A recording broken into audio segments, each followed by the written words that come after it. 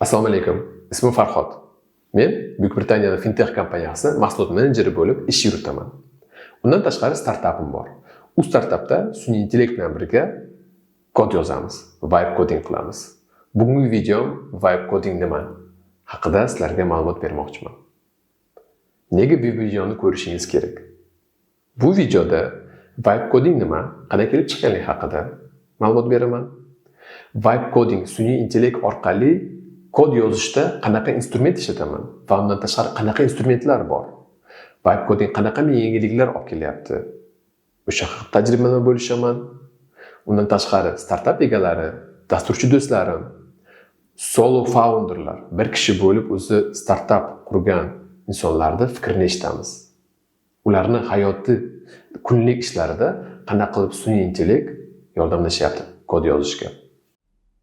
Ha, aytgancha, Telegram kanalimga obuna bo'lishni esdan chiqarmang.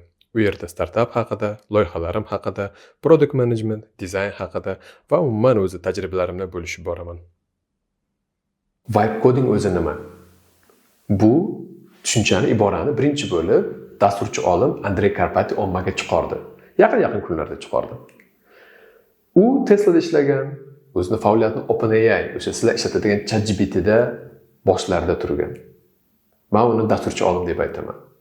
Uning fikricha, vibe coding bu siz sun'iy intellekt orqali kod yozadigan o'sha dasturlash tilini tushunadigan instrumentni ochib, birga hamnafas u bilan kod yozasiz. Bitta vibe ga tushasiz. Bitta boyagi muhit yaratiladi. Sun'iy idrok va siz. O'sha kod yozishingiz vibe coding deyiladi. Men u nima haqida aytayotganini tushuna olaman. Negaligini bilasizmi? Men mahsulot menejerman. Dasturlashdan uzoqman va o'zimdan tajribamdan kelib chiqib aytaman. Startapim bor, startapimda o'zgarishlar kerak bo'ldi. Startapim hali menga pul olib kelmaydi. Shunchaki g'oyani tekshiryapman, ish beradimi yo'q. Endi dasturchiga yozdim. Dasturchi men so'ragan talablar qilib berish uchun mendan birmuncha pul so'radi. Va o'ylab qarasam ozgina qimmatlik qildi.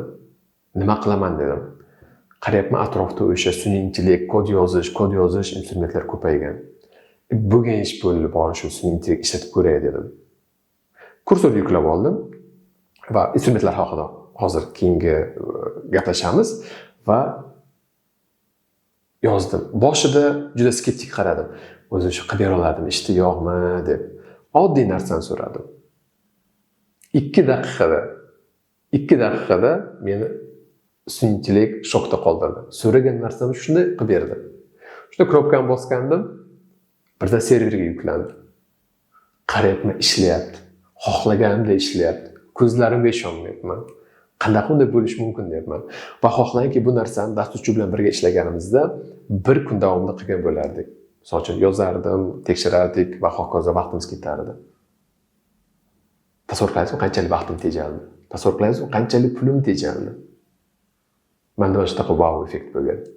Shuning uchun ilhomlanib mana shu narsadan instrumentlar foydalanish haqida sizlar bilan video bo'lishyapman. Mana shu narsa vibe. Mana shu narsa vibe ga tushib birga kod yozish. Keling instrumentlar haqida gaplashamiz. Sun'iy intellekt orqali kod yozishda instrumentlar ko'p. Bozorni hamma egallamoqchi bo'lyapti. Yuqorida aytib o'tdim, men o'zim kursor ishlataman. Kursorda shunchaki Telegram kanallarda o'qidim, masalan, dizayner tanishlarim, product menejerlar o'sha kursorda ishlatar ekan. Va men ham o'shani solishtirib o'tirmadim, boshqalar bilan kursorni yuklab olib ishlata boshladim. Xayolimda kursor ozgina dasturchilik tushungan, kod yozishda tajribasi bor insonlar uchun instrument deb o'ylayman. Dasturchi bo'lishimga dasturchi emasman, lekin ozgina kodni tushunganim uchun balki men kursorlik yengillik qildi. Kursor oyiga $20 to'lashingiz kerak, lekin dasturchi so'ragan pul, masalan, bir g'oyani qilmoqchi bo'lsangiz MVP shaklida va oyiga $20 to'lasa, albatta $20 pul to'laysiz. Tejalasiz, vaqtdan ham tejalasiz, puldan ham tejalasiz. Keyingi instrumentlar bittasi Lovable. Lovable bozorni shiddatli egallab boryapti. Men eshitishimcha va o'qishimcha bu instrument ko'proq dizaynerlar uchun, boyagi misol uchun olasizda, bitta screenshotni Pinterestdan, Dribbledan, Behance'dan olasiz, yuklaysizda, mana shunga o'xshagan menga landing sahifa qilib berdingiz. Va yozasiz misol uchun mehmonxonangiz uchun, logistika kompaniyasi uchun, hokazo kompaniyasi uchun. Sizga bor yo'g'i 5 daqiqa tayyor landing bo'ladi. bitta tugmani bosasiz, serverga yuklanadi. Ya'ni kod yozishdan uzoqroq bo'lgan odamlar uchun Lovable ma'qulroq keladi. Keyingi instrumentlarni men o'zim ishlatmaganman, lekin o'sha dasturchi tanishlarim atrofida ishlatishadi. Keyingi instrument bu Replit. Replit ham o'zini bozorda o'sha tortni bo'lagini egallagan va o'zini atrofida muxlislari bor. Ishlatib ko'rmaganman lekin. Windsurf bu ham instrument. Windsurf haqida alohida bir narsa aytib o'tishim mumkin.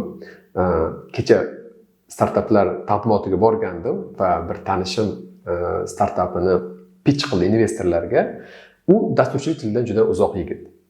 Va aytdiki, gaplashganimizda shu Windsurf orqali loyihasini MVP shaklida keltirib, mana investorlarga pitch qilib yuribdi. Loyihasi uchun pul jalb qilmoqchi bo'lyapti. Tasavvur qiling, dasturchini bilmagan inson Windsurfni ishlatib, loyihasi MVP shaklida keltirdi, kirsangiz internetga bemalol ishlaydi va qancha pul tejadi, qancha vaqt tejadi va men juda ham xursandman bundan. O'sha Windsurf demak o'sha tushunmagan dasturchilikni kimlarga yengilroq interfeyslar kerak bo'lsa, balki Windsurfni ishlatib ko'rganingiz ma'qul bo'lardir. Keyin yana keyingi instrument bu Bolt. Bolt eshitishimcha ko'proq dasturchilar o'zlari ishlatishadi Boltni. Unda boyaga koddagi xatolik, qanaqa yechimlar qilish, chuqurroq tushuncha kodni kabi o'zini ustuvorligi bor deb eshitib o'qib ko'rdim. Hop, undan tashqari V0 degan instrument bor. Va shunga o'xshagan instrumentlar juda ko'p. Siz o'zingiz xohlaganini har bittasini ishlatib ko'rib, qaysi biri ma'qul bo'lsa, o'sha instrumentingizni tanlashingiz mumkin.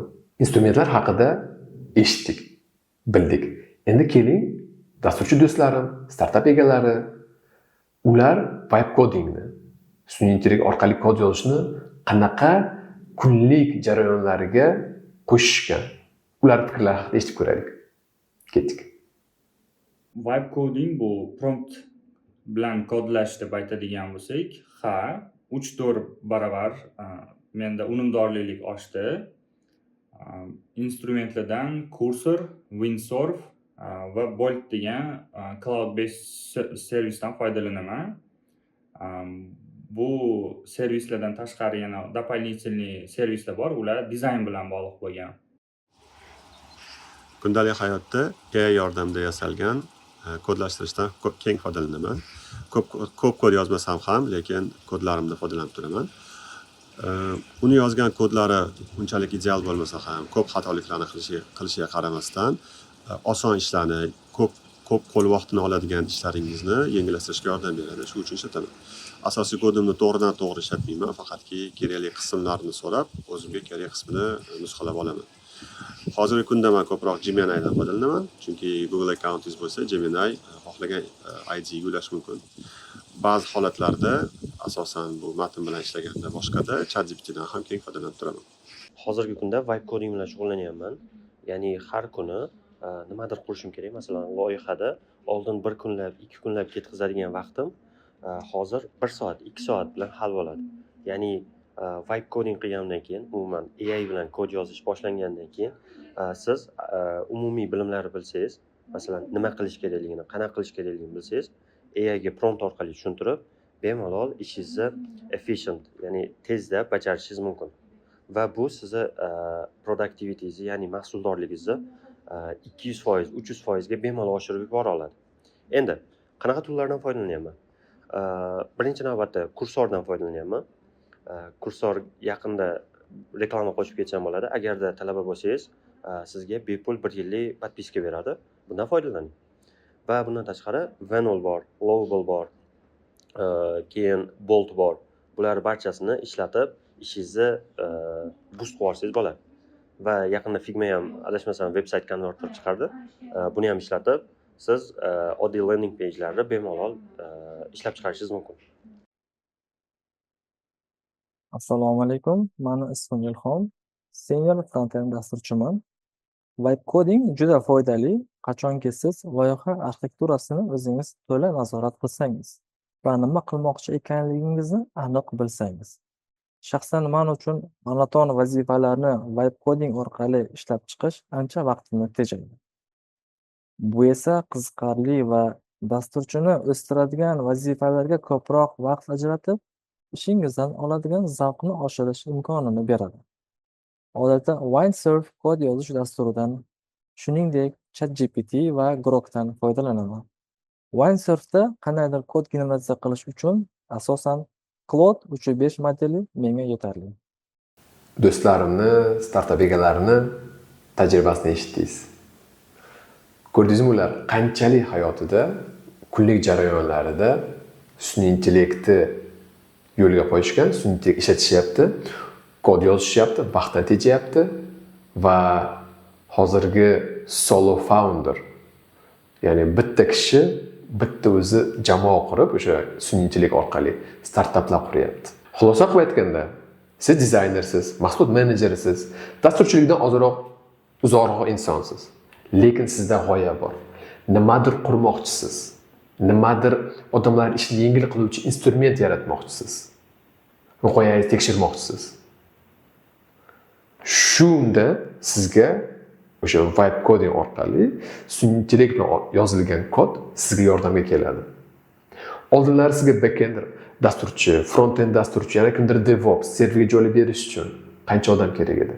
Shunchaki g'oyangizni hozir pul keltiradimi yo'qmi, hozir bu sizga odamlar ishlatadimi yo'qmi bilishingiz uchun shuncha odam kerak edi. Hozir esa yuqorida aytib o'tgan instrumentlar orqali prompt berasiz. Sizga kodni beradi, serverga yuklab beradi, g'oyangizni tekshirib ko'rasiz. Qani, u ish beradimi yo'qmi? Ish bersa, undan keyin dasturchilarni yo'llang, kodingizni mukammalroq qiling. To'g'ri, hozirgi kunda qiyin mukammal dasturlashda yozilgan tillarda qiyin kodlarni boyagi sun'iy intellekt yordam bera olmasligi mumkin. Kodingizni rosa soxtalash mumkin. Lekin aytganimdek, MVP g'oyani boshqa tekshirish uchun, kichik ishlar uchun junior dasturchilarni o'rnini olishi mumkin. Sun'iy intellekt. Video yoqgan bo'lsa, like va obuna bo'lishni esdan chiqarmang. Bu narsa menga ilhom beradiki, odamlarga qiziqish bor, keyingi videolarni chiqarishim kerak. Keyingi videolarimda esa o'zim kursorda qanday ishlataman va qanaqa promptlar berish kerakki, kursor sizga natijani yaxshi berishi uchun tajribamdan bo'lishmoqchiman. Xayr, salomat bo'ling. E'tiboringizga rahmat.